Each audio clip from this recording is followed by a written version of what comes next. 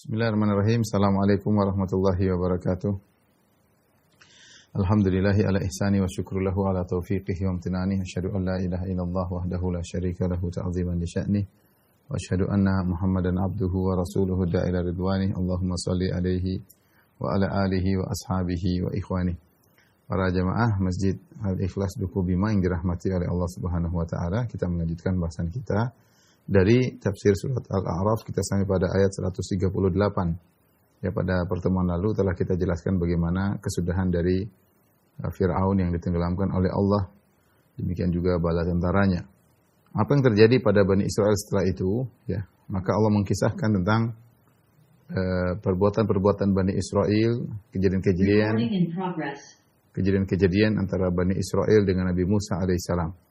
Perlu kita ingatkan bahwasanya surat Al-A'raf ini adalah surat Makkiyah. Surat Makkiyah itu surat yang turun di Mekah sebelum Nabi ke kota Madinah, sebelum hijrah, dan orang-orang Yahudi adanya di Madinah. Jadi Nabi selama di Mekah tidak berinteraksi dengan orang-orang Yahudi. Nabi baru berinteraksi, sallallahu alaihi wasallam baru berinteraksi dengan orang Yahudi ketika Nabi di Madinah. Tetapi Allah sudah menurunkan ayat-ayat yang berbicara tentang kelakuan Bani Israel, agar Nabi memiliki kesiapan mental dalam menghadapi orang-orang Yahudi, karena di Madinah akan ada 3 golongan Yahudi seperti Bani Quraidah, Bani Qainuqa dan Bani Nadir. Nah, bagaimana nenek moyang mereka, sikap mereka terhadap Nabi Musa alaihissalam, maka Allah jelaskan di antaranya dalam surat Al-A'raf. Taib, kita bacakan. Jadi Allah selamatkan mereka setelah Nabi Musa membelah lautan dengan tongkatnya. Allah berkata, "Wajawazna bi bani Israil al-bahra fa'atau ala qaumin yaqufuna ala asnamin lahum." Dan kami seberangkan, ya, Bani Israel, kami buat mereka melewati al-bahra, lautan. Lautan disebut lautan Kulzum, ya, yang dikenal dengan al-bahru al-ahmar, yaitu laut merah. Laut Merah. Ya, adapun yang mengatakan itulah sungai ini adalah pendapat yang keliru. Yang benar adalah Laut Merah. Setelah kami lewatkan mereka dari Laut Merah, ya, jadi ini kenikmatan yang luar biasa. Fa'atau ala qaumin yaqufuna ala asnamin lahum. Kemudian mereka sampai, yaitu mereka jalan dan akhirnya mereka sampai pada suatu kaum yang sedang nongkrong menyembah berhala. Ya. Qalu ya Musa, kata mereka, wahai Musa, ij'al lana ilahan kama lahum alihah. Ya Musa, bikinkanlah bagi kami sesembahan sebagaimana kaum itu punya sembahan. Qala innakum qaumun tajhalun. Kata Nabi Musa, sungguhnya kalian adalah kaum yang jahil. Inna haula'i mutabarrum ma hum fihi wa batilum ma kanu ya'malun. Sungguhnya mereka itu akan dihancurkan kepercayaan apa yang dianutnya dan akan batal apa yang selalu mereka kerjakan. Kemudian Allah berfirman lagi, qala aghairallahi abghikum ilahan wa huwa faddalakum 'alal 'alamin. Kata Nabi Musa, patutkah aku mencari Tuhan untuk kalian selain Allah? Padahal Allah lah yang telah memuliakan kalian, melebihkan kalian di atas segala umat. Taib, ini Allah ceritakan kisahnya. Jadi ketika Allah memberikan kenikmatan dia kepada Bani Israel dengan menyelamatkan mereka dari kejaran Fir'aun, yang kemudian terjadi mukjizat yang luar biasa, Laut Merah terbelah menjadi 12 belahan, kemudian dilewati oleh 12 suku, masing-masing melewati lorong yang dibuka oleh Allah dalam lautan tersebut. Kemudian yabasan, bahwasanya tanah yang ada dalam dasar laut jadi tiba-tiba kering, ya, agar mudah dipijak. Ya, kalau tidak kering, kaki dipijak akan masuk ke dalam, ya. Artinya Allah mudahkan mereka, dan mereka lewat.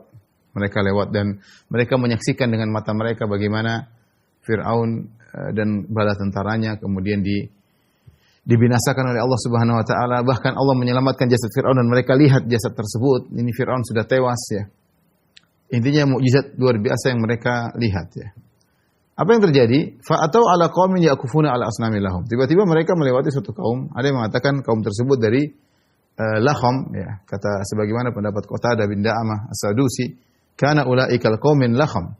Itu dari orang-orang Arab yang mereka melakukan kesyirikan dan mereka sedang mampir atau tinggal di situ, ya. Dan mereka menyembah ala asnamil lahum, yaqufuna ala asnamil lahum. Mereka sedang nongkrong iktikaf di berhala mereka.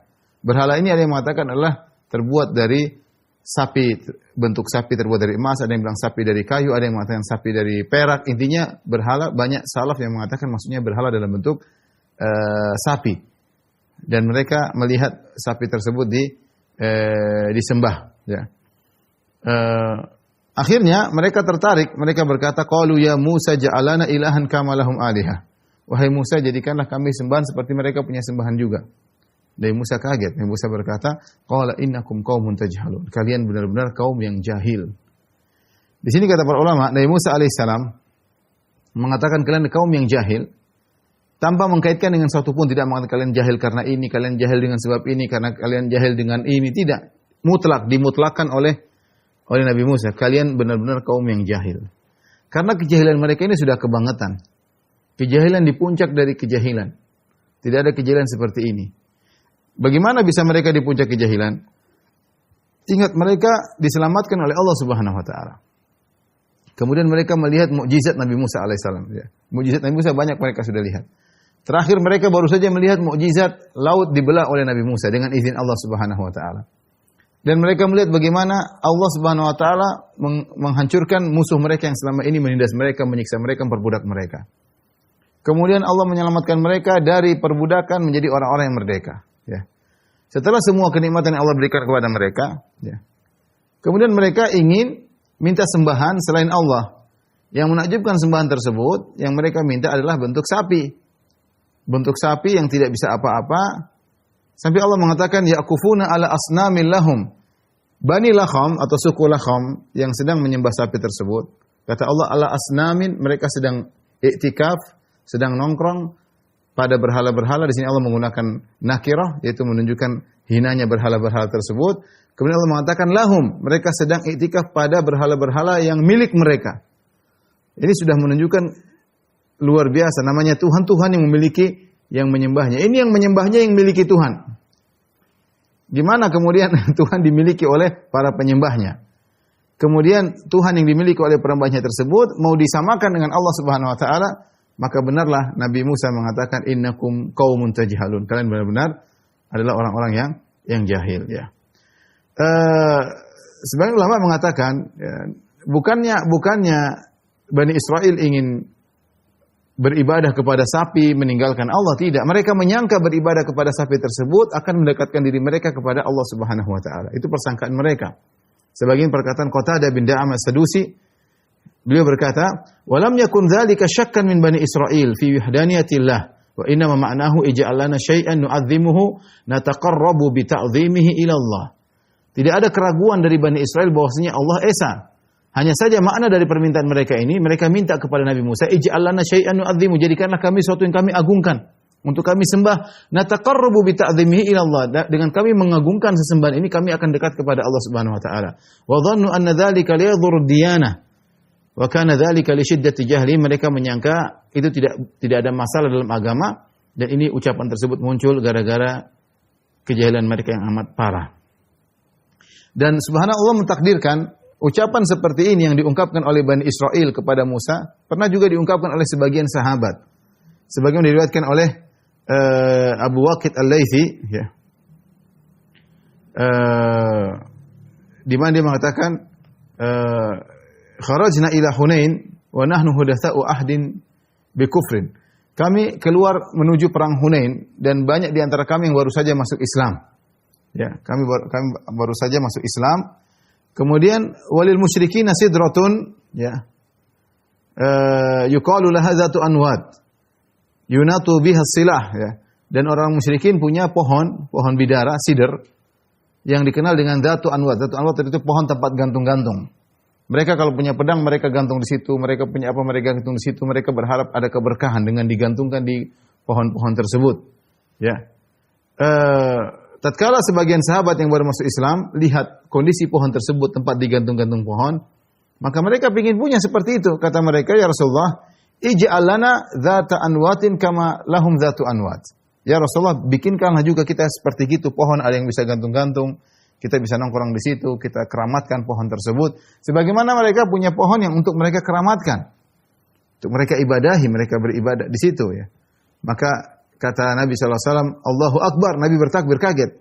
Innaha sunan walladzi nafsu Muhammadin biyadihi kama qalat banu Israil li Musa ij'al lana ilahan kama lahum alihah. Allah Akbar, sungguhnya ini adalah sunnah yang berlaku, ya. Inilah kelakuan orang-orang Bani Israel. Apa yang kalian ucapkan demi Allah yang jiwaku berada di tangannya, yang kalian ucapkan ini sama persis seperti perkataan Bani Israel kepada Musa. Kalian mengatakan, ya Rasulullah, bikinlah kami pohon seperti pohon mereka, pohon keramat untuk kami gantungkan pedang-pedang kami untuk mencari keberkahan sebagaimana mereka. Kata Nabi, perkataan ini persis seperti perkataan Bani Israel. Ij'al lana ilahan kama lahum alihah. Wahai Musa, buatkanlah kami sesembahan sebagaimana mereka punya sesembahan. Makanya Allah mengatakan, Nabi Musa berkata, innakum qaumun tajhalun. Kalian benar-benar adalah kaum yang jahil. Apalagi berdasarkan riwayat dari Qatadah tadi, yang menyembah berhala tadi dari suku Lakham. Dan kita tahu orang-orang musyrikin, mereka mensekutukan orang-orang musyrikin, kebanyakan mereka mensekutukan Allah Subhanahu wa taala, orang-orang Arab terutama. Mereka meyakini Allah sebagai pencipta, tapi dalam peribadatan mereka mengambil perantara antara mereka dengan Allah Subhanahu wa taala, dan itu yang diinginkan oleh Bani Israel. Tapi itulah bentuk kesyirikan. Taib, kemudian Nabi Musa menjelaskan lagi, inna haula'i mutabbarum ma hum fihi wa batilun ma kanu ya'malun. Kata Nabi Musa alaihissalam, sungguhnya mereka itu akan hancur kelakuan atau kepercayaan yang mereka kerjakan. Apa yang mereka kerjakan tersebut akan rusak, akan binasa, tidak diterima oleh Allah Subhanahu wa taala. Ya, wa batilun ma kanu ya'malun, dan akan batal, ya, rusak apa yang mereka kerjakan. Yang mereka yakini, yang mereka kerjakan semuanya tidak benar. Ya, di sini ada mutabbarun. Mutabbarun maksudnya adalah rusak, ya, muhlak atau binasa, seperti firman Allah ketika doanya Nabi Nuh alaihissalam,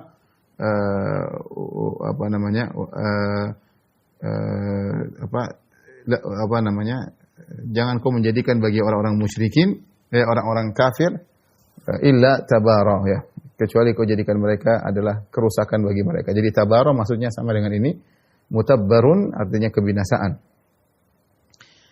Jadi apa yang mereka yakini, apa yang mereka kerjakan semuanya akan binasa. Kemudian Nabi Musa alaihissalam menjelaskan lagi, qala aghairallahi abghikum ilahan. Apakah kalian ingin aku mencari selain Allah untuk menjadi sembahan kalian? Wa huwa faddalakum 'alal alamin, padahal Allah yang telah memuliakan kalian di atas seluruh umat manusia. Tidak layak. Jadi Nabi Musa ingatkan tentang nikmat yang Allah berikan kepada mereka, ya. Allah telah memuliakan kalian dibandingkan seluruh umat. Apakah pantas kalian menyembah selain Allah? Ini berdalil dengan rububiyah untuk uluhiyah. Yang membuat menciptakan kalian, yang memuliakan kalian Allah Subhanahu wa taala. Pantaskah kalian menyembah kepada selain Allah? Apakah pantas saya mencari sembahan untuk saya berikan kepada yang kalian sembah, sementara yang berikan kalian kenikmatan semuanya hanyalah Allah semata? Ini Nabi Musa berdalil dengan rububiyah untuk uluhiyah. Ada dua pendapat di kalangan para ulama tentang pernyataan Nabi Musa, wa huwa faddalakum 'alal alamin. Dan dialah Allah yang telah melebihkan kalian di atas segala umat. Apa maksudnya?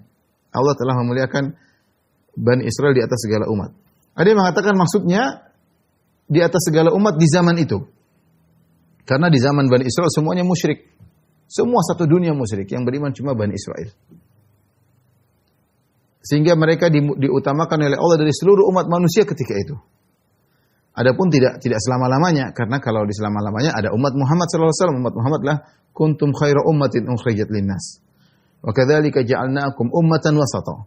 Allah mengatakan kalian adalah umat yang terbaik, umat Muhammad sallallahu alaihi wasallam. Allah juga mengatakan kami jadikan kalian adalah umat yang wasat, yang tengah, itu umat yang terbaik. Tentu umat Muhammad lebih baik daripada umat Bani Israel. Sehingga mereka mengatakan maksudnya umat yang terbaik di zaman itu. Pendapat kedua mengatakan ketika Nabi Musa berkata, wa huwa faddalakum 'alal alamin, demikian juga ayat yang lain, inni faddaltukum 'alal alamin, dalam surat Al-Baqarah, aku telah memuliakan kalian di atas seluruh alam. Ada yang mengatakan ini mutlak, bahwasanya Bani Israel dari beberapa sisi lebih mulia daripada umat Muhammad. Dari beberapa sisi, beberapa sisi artinya mereka unggul dari beberapa sisi yang tidak dimiliki oleh umat Muhammad. Di antaranya pertama, mereka adalah keturunan para nabi. Seluruh Bani Israel keturunan para nabi. Umat Muhammad macam-macam. Umat Muhammad macam-macam, tidak semuanya keturunan Nabi. Adapun Bani Israel semuanya harusnya keturunan Nabi Yakub bin Ishak bin Ibrahim, harusnya. Karena semua Bani Israel kembali kepada anak-anaknya Israel. Israel adalah Nabi Yakub, dan Nabi Yakub punya anak 12. Dari 12 tersebut Yusuf, Binyamin, Yahuda dan teman-temannya punya, dan saudara-saudaranya punya anak. Seluruh keturunan dari 12 ini yang disebut dengan 12 suku Yahudi. Oleh karenanya di antara keistimewaan mereka seluruhnya adalah keturunan Nabi. Yang kedua, di antara keistimewaan mereka yang tidak dimiliki oleh umat-umat yang lain, dari mereka lah muncul Nabi. Setelah Nabi Musa alaihissalam, seluruh nabi-nabi yang muncul adalah Bani Israel. Nabi Zakaria, Nabi Yahya, Nabi Isa, Nabi Ilyas, Nabi Yasa, semuanya nabi-nabi, Nabi Yusha bin Nun, semuanya adalah Bani Israel. Banyak nabi-nabi Bani Israel, Nabi Daniel, semuanya nabi Bani Israel. Sehingga mereka umat yang spesial, keturunan nabi, dan dari mereka lah muncul banyak nabi. Dari mereka lah muncul banyak nabi. Sehingga ada umat. Kemudian di antara keistimewaan mereka Allah lebihkan daripada yang lain, yaitu ketika di zaman mereka tidak ada yang beriman kecuali mereka. Di antara Allah memuliakan mereka juga bahwasanya Allah telah menyelamatkan mereka dari perbudakan menjadi hamba-hamba yang merdeka. Mereka diperbudak selama ratusan tahun oleh Fir'aun, kemudian mereka jadikan hamba-hamba yang merdeka. Dan mereka telah ditolong oleh Allah Subhanahu wa taala. Ya, dengan di hadapan mereka pertolongan tersebut mereka melihat mukjizat-mukjizat. Walaqad ataina Musa tis'a ayatin bayyinat. Sungguh kami telah berikan kepada Musa 9 mukjizat yang jelas. Banyak sekali mukjizat Nabi Musa, mukjizat yang hebat-hebat. Yang terakhir yang mereka langsung bagaimana laut terbelah. Dan mereka mengatakan, wahai Musa, Fir'aun mati atau tidak? Mana buktinya dia mati? Allah munculkan Fir'aun depan mereka. Dan mereka sering melihat mujizat-mujizat. Nanti akan berjalan bersama mereka mujizat, tapi mereka ternyata adalah kaum yang suka ngeyel, suka membangkang. Jadi sebaliknya mengatakan ini faddaltukum 'alal alamin atau wa huwa faddalakum 'alal alamin, ini mutlak bahwasanya memang mereka diberi kelebihan oleh Allah, ya. Tidak dimiliki oleh umat-umat yang lain, namun mereka tidak pandai bersyukur. Kalau kita bicara masalah dunia, sekarang mereka juga hebat-hebat ya. Mereka cerdas, teknologi mereka canggih, pertanian mereka sangat maju, dan banyaklah kita dengar berita-berita tentang mereka. Mereka sangat berkembang dan teknologi yang canggih, ilmu yang canggih. Seharusnya mereka syukuri untuk beribadah kepada Rabbul Alamin. Bukan digunakan kenikmatan-kenikmatan yang Allah berikan kepada mereka untuk berbuat zalim, untuk berbuat makar, untuk membunuh orang-orang tidak berdosa. Tidak boleh demikian ya. Tapi kalau kita lihat bagaimana kisah nenek moyang mereka, kita bilang sih wajar. Yang mereka maksudnya yang pengikut Nabi Musa memang ngeyel-ngeyel ya. Taib. Maka Nabi Musa berkata, "Qala aghairallahi abaghikum ilahan?" Apakah pantas saya cari Tuhan selain Allah untuk kalian sembah? Wa huwa faddalakum 'alal alamin, padahal Dia yang telah mengutamakan kalian di atas seluruh alam semesta.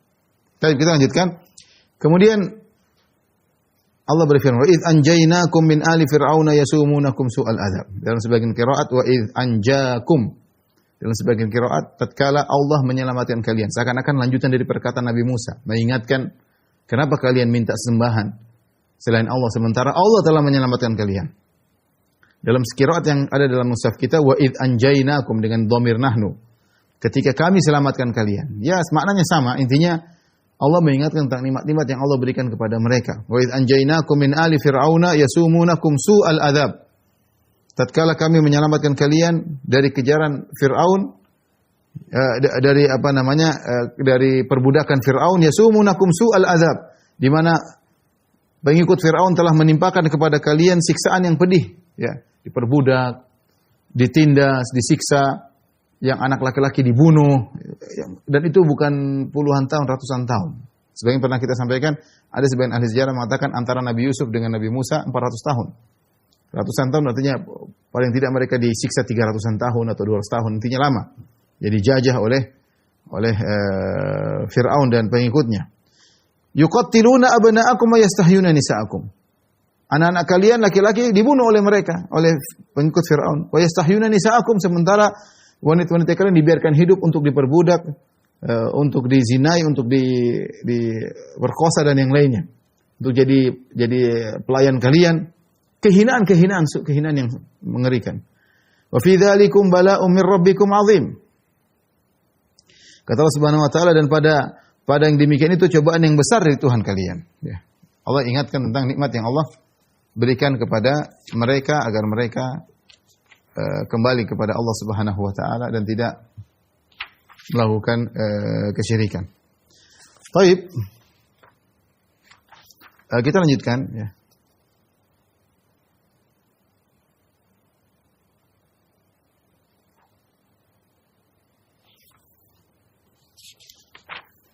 Ayat berikutnya, wa wa'adna Musa 30 lailatan wa atmamnaha bi 10 fatamma miqatu rabbi 40 lailah. Dan kami janjikan kepada Musa untuk kami berikan Taurat setelah berlalu 30 malam.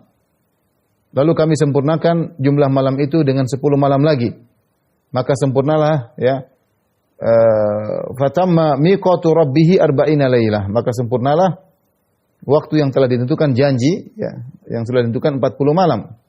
Wa qala Musa li akhihi Harun akhlufni fi qaumi. Berkatalah Musa kepada saudaranya Harun, ukhlufni fi qaumi, gantikanlah aku pada kaumku, wa aslih, dan berbuatlah baik dan perbaikilah, wala tattabi' sabilal mufsidin, dan janganlah kau mengikuti perbuatan jalan orang-orang yang berbuat kerusakan. Tapi setelah Allah menyelamatkan Bani Israel, menyeberangkan mereka dari Laut Merah, Allah berjanji kepada Nabi Musa akan berikan kepadanya Taurat, tapi disuruh nunggu 30 hari. Ada yang mengatakan Nabi Musa kemudian berpuasa. Karena dalam hadis Rasulullah SAW mengatakan, ketika Nabi Musa diselamatkan oleh Allah itu kapan? 10 Muharram. Ya, ada yang mengatakan demikian. Ya. Ada yang mengatakan 10 Muharram. Allah alam bisawab, tapi intinya Nabi Musa kemudian berpuasa bentuk syukur kepada Allah Subhanahu wa taala, ya. Disebutkan Nabi Musa menunggu 30 hari. Ya. Kemudian setelah itu kata Allah watmamnaha bi 10, kami tambah lagi 10 hari. Jadi 30 tambah 10 40 hari. Fatamma miqatu rabbi 40 lailah. Maka sempurnalah janji, jadilah janji untuk bertemu dengan Rabb-nya adalah 40 malam. Di sini Allah menggunakan malam-malam ya. Wa adna Musa 30 lailah.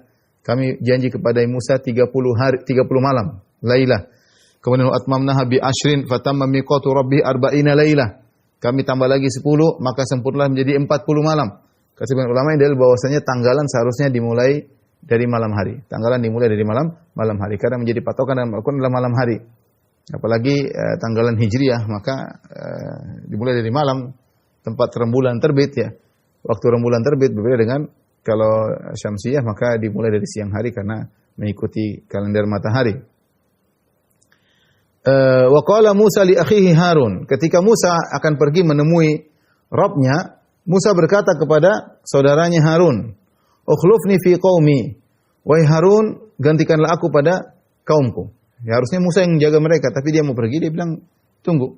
Wa aslih, dan perbuatlah baik, perbaikilah, wala tattabi' sabilal mufsidin." Dan jangan kau ikuti jalan orang-orang yang berbuat kerusakan.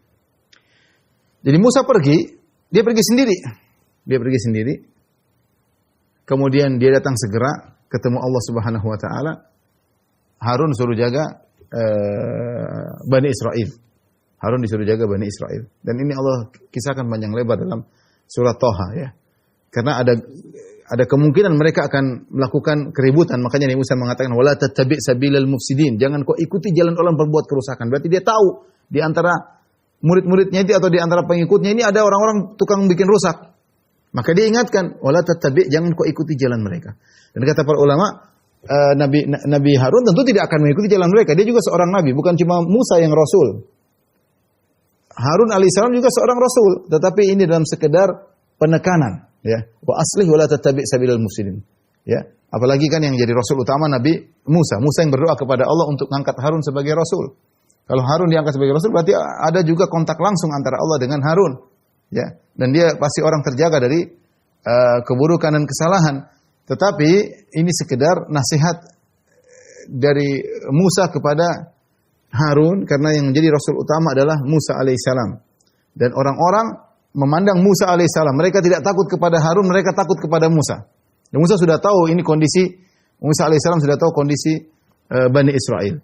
Maka dia berbicara kepada Harun, ya, ukhlufni fi qaumi, gantikanlah aku pada kaumku, wa aslih, lakukanlah perbaikan, wala tattabi', jangan ikuti sabilal mufsid, jangan ikuti jalan orang yang melakukan kerusakan. Artinya waspada engkau, ada orang-orang rusak di sini. Kata para ulama, di antara faedah kita bisa ambil dari sini, Musa ketika mengatakan kepada Harun, berbuat baiklah dan jangan ikuti jalan orang yang rusak, bukan dalam rangka untuk mengajari apa yang tidak diketahui oleh Harun. Nah, Harun juga tahu, dia juga seorang rasul. Tetapi dalam rangka penekanan, dan itu tidak jadi masalah, saling menasihati, saling menguatkan. Ketika Allah mengatakan wal asri innal insana lafi khusr alladzina amanu wa amilus shalihat wa tawassaw bil haqq wa tawassaw bis sabr. Saling wasiat dalam kebenaran. Kita saling berwasiat sama-sama tahu kebenaran, tapi kita butuh saling berwasiat, saling mengingatkan. Kita semua tahu tentang pentingnya sabar, tapi kita perlu saling wa tawassaw bis sabr, saling mengingatkan dalam masalah kesabaran. Nah, Nabi Musa alaihissalam mengingatkan Nabi Harun, bukan mengajari tapi mengingatkan. Maka jika para nabi perlu saling mengingatkan, apalagi para dai. Dan jika para dai perlu saling mengingatkan, apalagi yang di bawahnya. Orang-orang awam, ya, jangan merasa Nabi Harun tidak mengatakan, Musa ngapain ngomong? Saya juga ngerti, enggak usah kasih tahu saya. Enggak, Nabi Harun dengar. Dia dengar, enggak ada masalah. Maka tidak ada masalah, namanya tanasuh, saling menasihati, tawasi, saling berwasiat, ya. Tidak merendahkan derajat seorang, kalau tidak merendahkan derajat kita kalau kita dengar nasihat. Orang nasihat kita dengar dia niat baik. Yang nasihat juga jangan merasa tinggi.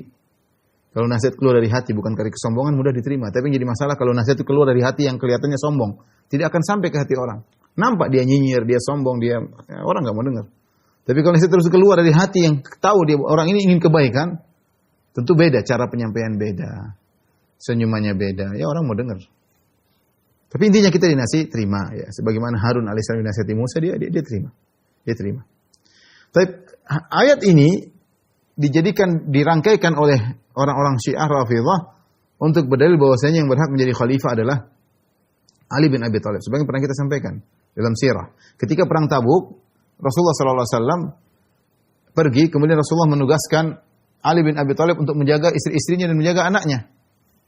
Maka ketika Nabi sudah berjalan menuju Jurf, kalau tidak salah jauh, meninggalkan kota Madinah, maka orang-orang datang, orang munafik bilang, Ali tidak, Muhammad SAW tidak bawa dia, karena bikin repot kalau ikut perang. Ali terdengar provokasi tersebut, dia datang kepada Nabi. Dia menangis, dia bilang, ya Rasulullah, kenapa kau tidak ajak aku? Kau tinggalkan aku bersama anak-anak dan ibu-ibu untuk menjaga mereka. Kata Nabi, tidakkah kau ridha ama tarda an takuna minni bimanzilati Musa min Harun illa la nabiyya ba'di.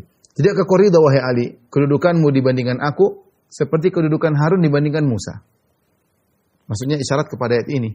Nabi Musa berkata, wahai Harun, jagalah kaumku, aku akan pergi. Khalifahnya Nabi Musa. Sehingga mereka, Harun khalifahnya Nabi Musa, kemudian mereka berdalil. Lihat, kata Nabi SAW, tidakkah kau Ali, kau ridha kedudukanmu kepadaku seperti kedudukan Harun kepada Musa? Ya, berarti kalau Nabi Muhammad meninggal SAW, berarti menjadi khalifah adalah Ali. Ini pendalilan mereka paksa-paksakan. Sehingga mereka mengatakan yang berhak menjadi khalifah adalah Ali bin Abi Thalib, sementara Abu Bakar, Umar, Utsman mereka telah merampok dan merampas kekhalifahan dari Ali bin Abi Thalib. Ini pendalilan ngawur, pembahasannya sangat mudah. Kita bilang yang pertama, Ali bin Abi Thalib pertama namanya khalifah. Khalifah itu apa? Khalifah itu man yanubu an ghairihi inda ada miwujudihi, yaitu seorang yang menggantikan, mewakili kedudukan orang tersebut yang tersebut tidak ada. Kalau orang itu datang, selesai. Lihat, Nabi menjadikan Ali bertugas untuk menjaga anak-anak dan istrinya. Anak dan istri Nabi SAW. Apakah selamanya? Tentu tidak. Ketika yang menugaskan datang, selesai tugas. Selesai kan? Selesai. Bukan seterusnya, ya. Kemudian juga perhatikan bahwasanya ternyata yang ditugaskan justru untuk mengimami kota Madinah bukan Ali bin Abi Thalib ketika itu. Ada sahabat lain. Saya lupa namanya, sahabat lain yang ditugaskan untuk ngurusi permasalahan di kota Madinah. Ali ditugaskan untuk apa? Untuk menjaga istri dan anak-anak, ya. Jadi terlalu jauh. Kemudian lihatlah Harun dan Musa. Apakah kemudian setelah meninggal, apakah ada dalil bahwasanya Musa setelah meninggal kemudian Harun menjadi khalifah? Enggak ada. Mereka berdua sama-sama rasul, sama-sama membina Bani Israel. Bukan Musa khalifah, Harun wakil. Nanti kalau Musa meninggal, Harun yang jadi khalifah, enggak ada. Rasulullah ingin menjelaskan bahwasanya Musa dan Harun kedudukannya sangat dekat dan mereka saling ada tugas yang harus saling bahu membahu. Sama engkau wahai Ali bin Abi Thalib. Bukan masalah khilafah-khilafahan. Enggak ada kaitannya dengan khilafah-khilafahan. Kecuali kalau Nabi mengatakan, wahai Ali, kau jaga kota Madinah, aku pergi. Kalau aku mati, kau gantikan aku. Itu baru. Ini enggak ada seperti itu. Bukan disuruh jaga kota Madinah, disuruh jaga anak-anak dan istri. Karena ini ada orang khusus yang harus menjaga istri-istri Nabi dan anak Nabi. Ya. Tapi mereka demikian, mereka berusaha melegalkan pengkafiran Abu Bakar dan Umar dan Utsman dan para sahabat yang lainnya dengan cerita-cerita yang tidak nyambung atau pendalilan yang tidak nyambung ya. Taib. Kemudian di sini juga Nabi Musa alaihissalam mengatakan, "La tattabi' sabilal mufsidin." Jangan kau ikuti jalan orang-orang yang melakukan kerusakan. Orang yang melakukan kerusakan jangan diikuti sama sekali. Karena orang yang melakukan kerusakan tersebut terkadang mereka lagi tidak merusak. Nah, meskipun mereka tidak lagi merusak, jangan ikuti mereka pokoknya. Karena untuk dalam rangka syaddu dzari' dalam rangka memutuskan sarana yang bisa mengantarkan kepada kerusakan. Karena kalau Harun mengikuti jalan orang-orang para perusak yang ketika mereka tidak sedang merusak, orang-orang akan menyangka Harun ridho dengan perbuatan mereka. Nah, ketika mereka melakukan kerusakan, sementara Harun alaihissalam tidak mengikuti, maka orang akan mengikuti. Karena itu sudah diridhoi oleh Harun alaihissalam. Harun sudah mengikuti mereka. Maka Nabi Musa melarang, jangan ikuti sama sekali. Apapun kondisinya yang ikuti. Meskipun mereka sedang lagi baik, sedang tidak merusak, jangan ikuti dalam rangka untuk memutuskan satu dzari'ah, yaitu sarana yang bisa mengantarkan kepada kerusakan di kemudian hari. Tapi kita lanjutkan, maka Nabi Musa pun berangkat. Walamma ja'a Musa limiqatina wa kallamahu rabbuhu. Tatkala Musa datang sesuai dengan janji, waktu yang telah kami tentukan setelah 40 hari. Wa kallamahu rabbuhu, dan Rabb-nya berbicara dengan Nabi Musa. Tentu berbicara secara langsung. Ya. Ini pembahasan masalah asma sifat, bahwasanya di antara keistimewaan Nabi Musa disebut kalimullah. Kalimullah itu apa? Yang Allah ajak berbicara langsung dengan dia. Tilka rusulu faddalna ba'dhum ala ba'd minhum man kallamallah. Itulah para rasul. Sebagiannya kami muliakan di atas sebagian yang lain. Di antara mereka man kallamallah, di antara mereka ada yang Allah bicara langsung dengan mereka. Ya, Nabi Musa alaihissalam. Ini tidak jadi pada Nabi Harun. Nabi Harun juga rasul. Tapi Allah tidak bicara langsung dengan Nabi Harun, Allah bicara langsung dengan Nabi Musa. Ya.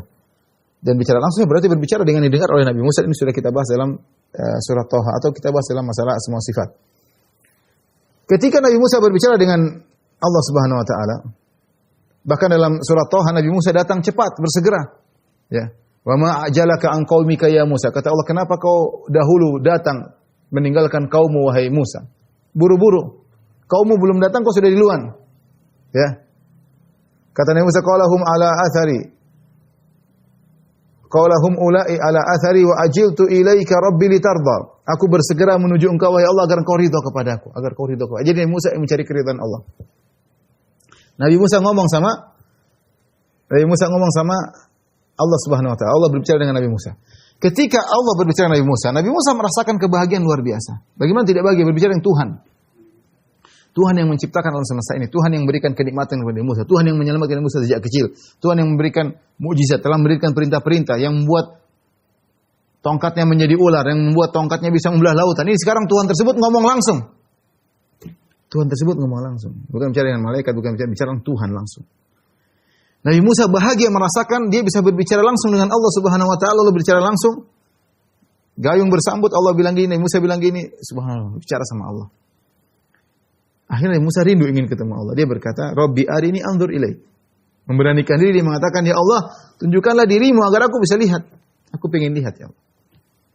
Ada kebahagiaan yang dia rasakan. Baru mendengar dia sudah berbahagia, apalagi kalau melihat langsung. Maka dengan memberanikan diri berkata, qala Rabbi arini anzur ilaik. Ya Allah, perlihatkanlah dirimu padaku. Allah mengatakan, qala lan tarani. Kau tidak akan bisa melihat aku. Kau tidak akan bisa melihatku. Walakin inzur ilal jabali fa in istaqarra makanahu fa sawfa tarani. Tapi lihatlah kepada gunung. Kalau gunung masih kuat, ya, kau akan melihatku. Artinya Allah mengatakan, aku akan menampakkan diriku pada gunung dulu. Gunung lebih kuat daripada kau, wahai Musa. Gunung lebih besar, lebih kuat, lebih kokoh, lebih tegar daripada engkau yang manusia daging yang isinya tulang, rapuh dan semuanya. Lihat apakah gunung mampu kalau aku menampakkan diriku. Tapi Allah tidak mengatakan mustahil, tidak. Allah mengatakan kau tidak bisa lihat aku. Kenapa tidak bisa lihat? Karena Musa terlalu lemah. Mata dia tidak kuat untuk melihat Allah Subhanahu wa taala. Tubuh dia tidak kuat untuk melihat kedahsyatan Allah Subhanahu wa taala. Ya. Dalam hadis kata Nabi SAW, hijabuhun nur. Allah Subhanahu wa taala memiliki hijab Hijabnya adalah nur, cahaya.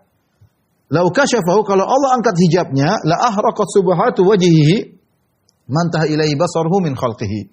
Maka cahaya wajah Allah Subhanahu wa taala kalau diisingkap hijab Allah, cahaya wajah Allah akan membakar seluruh yang dilihat oleh Allah. Saking dahsyatnya cahaya di wajah Allah akan terbakar seluruhnya, tidak kuat. Kita ngelihat orang ngelas kita nggak kuat. Kita lihat matahari kita nggak kuat, mata kita nggak kuat. Ya, nggak kuat. Lihat las aja kita nggak kuat. Bagaimana lihat cahaya Allah Subhanahu wa taala? Sementara manusia di bumi ini diciptakan dengan kekuatan yang terbatas. Pandangan terbatas, tidak bisa melihat. Banyak hal yang tidak bisa dilihat. Jin tidak bisa lihat, malaikat tidak bisa lihat, benda-benda kecil tidak bisa lihat, virus corona tidak bisa lihat. Cahaya Allah tidak mampu untuk melihat. Makanya kata Allah, lan tarani, kau tidak bisa lihat aku. Tapi Musa sudah terlalu rindu ingin melihat Allah. Aku ingin lihat ya Allah. Bukan ngayal pengen lihat, maksudnya supaya saya percaya kamu ada, enggak, tapi karena kerinduan. Ya, beda dengan Bani Israil ketika mereka mengatakan lan nu'mina laka hatta narallaha jahrah. Wahai Musa, kami tidak akan beriman kepada engkau sampai kami lihat Allah secara langsung.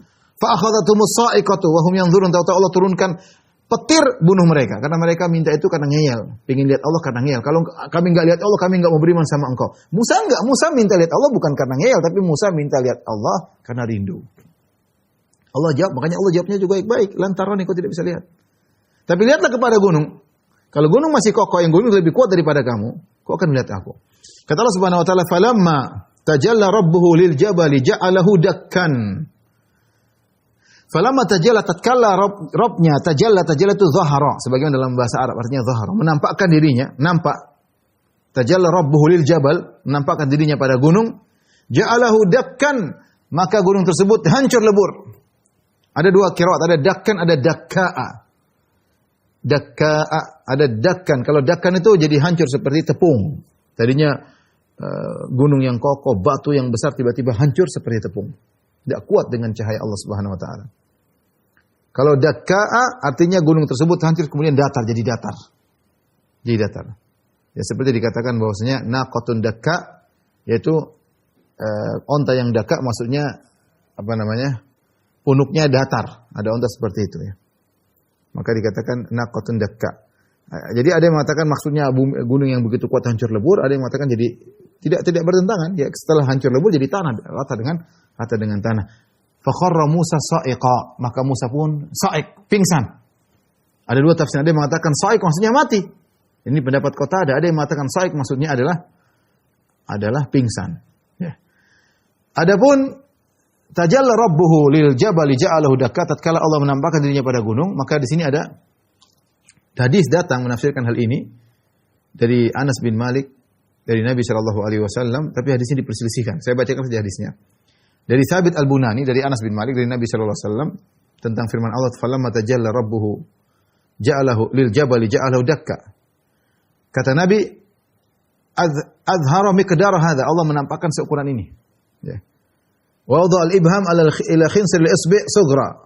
Nabi meletakkan jari jempolnya ke ujung jari kelingkingnya, segini kata Nabi.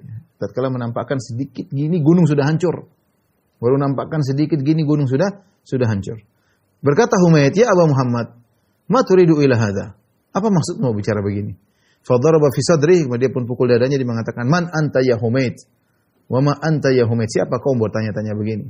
Yuhaddithuni Anas bin Malik, kata Thabit Al-Bunani, "Yuhaddithuni Anas bin Malik an Rasulillah wa taqulu anta ma turid ila hadza?" Ini hadis yang sampaikan kepadaku Anas bin Malik dari Nabi SAW, kemudian kau bertanya, apa maksudmu ini? Tidak pantas kau tanya seperti itu. Yang jelas Rasulullah mengatakan Allah nampakkan segini gunung sudah hancur. Ini hadis diperselisihkan oleh para ulama. Al-Hakim mengatakan hadis sahih ala syarti Muslim. Dia mensahihkan hadis ini. Ibnu Jauzi dalam Al-Mawdu'at mengatakan hadza hadis la yathbut. Hadis tidak sah. As-Suyuti dalam Al-Ali Al-Masnu'ah berkata hadzal hadits sahih.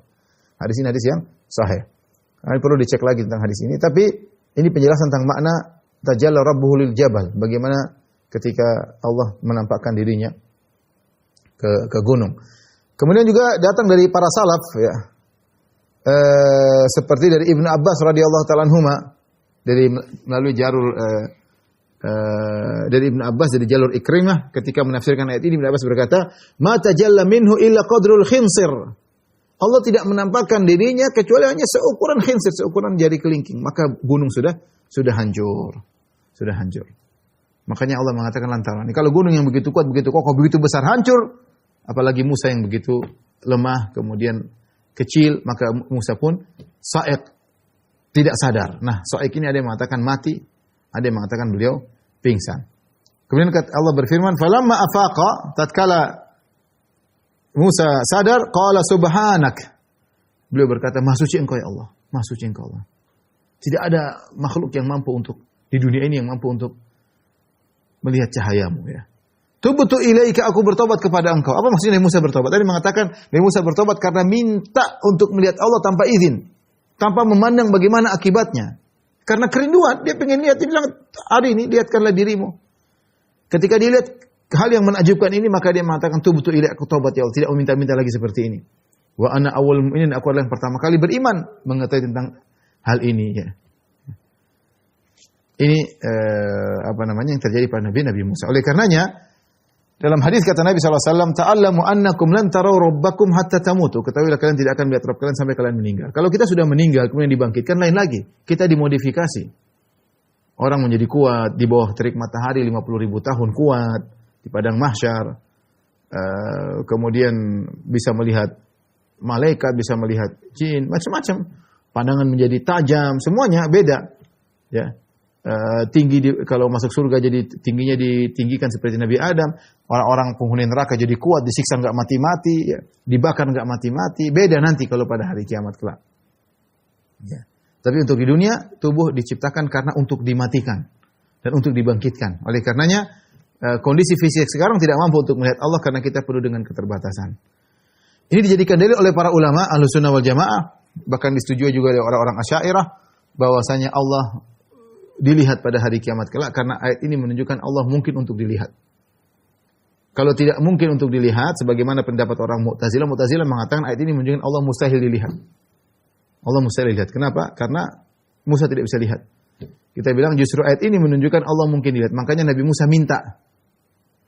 Kalau itu suatu yang mustahil seperti kemustahilan seperti apa? Seperti Allah makan, Allah minum, itu mustahil.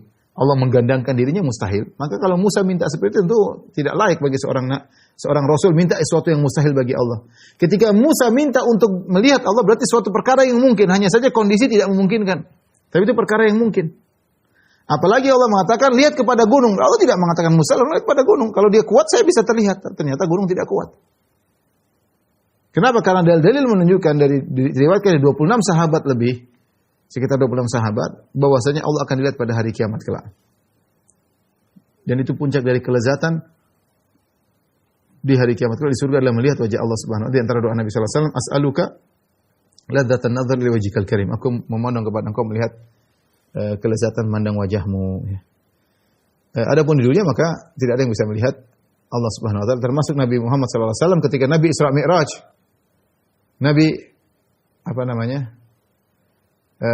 Ditanya oleh para sahabat, "Hal ra'aita rabbak?" Tapi para sahabat khilaf, Nabi lihat atau tidak. "Hal ra'aita rabbak?" Apa kau lihat Rabbmu? Nabi kemana? Nabi ke atas. Saking dekatnya dengan Allah, mereka bertanya, "Apa kau lihat Rabbmu?" Mereka tidak tanya ketika Nabi lagi ketika Nabi ke atas, mereka tahu Nabi ke tempat yang sangat dekat dengan Allah, timbul pertanyaan, "Hal ra'aita rabbak?" Karena Allah di atas. Pertanyaan ini tidak muncul ketika Nabi sholat di Ka'bah, tidak. Pertanyaan ini muncul ketika mereka tahu Nabi pergi ke Sidratul Muntaha, sudah puncak daripada alam semesta, sudah dekat dengan Allah. Mereka bertanya, "Hal ra'aita rabbak?" Apa kau lihat Rabbmu? Kata Nabi, "Nurun anna arahu." Ada cahaya, bagaimana aku bisa lihat? Ya. Bagaimana aku bisa lihat? Dan ini juga dalil bahwasanya kisah ini dalil bahwasanya Allah di atas. Buktinya ketika Allah ingin berbicara dengan Nabi Musa, Allah menyuruh Nabi Musa ke tempat yang tertinggi ketika itu. Karena Allah berada di arah atas. Allah menampakkan diri dari mana terserah Allah Subhanahu wa taala. Ya. Allah berbicara dari sisi mana terserah Allah Subhanahu wa taala. Tapi ini menunjukkan bahwasanya Allah di atas, makanya Allah menyuruh Nabi Musa untuk naik ke tempat yang tertinggi ketika itu untuk berbicara dengan Allah Subhanahu wa taala, dan Allah sempat menampakkan tajalli di gunung dan gunung pun hancur. Demikian apa yang saya sampaikan, kurang bisa mohon maaf. Wabillahi taufiq wal hidayah. Assalamualaikum warahmatullahi wabarakatuh.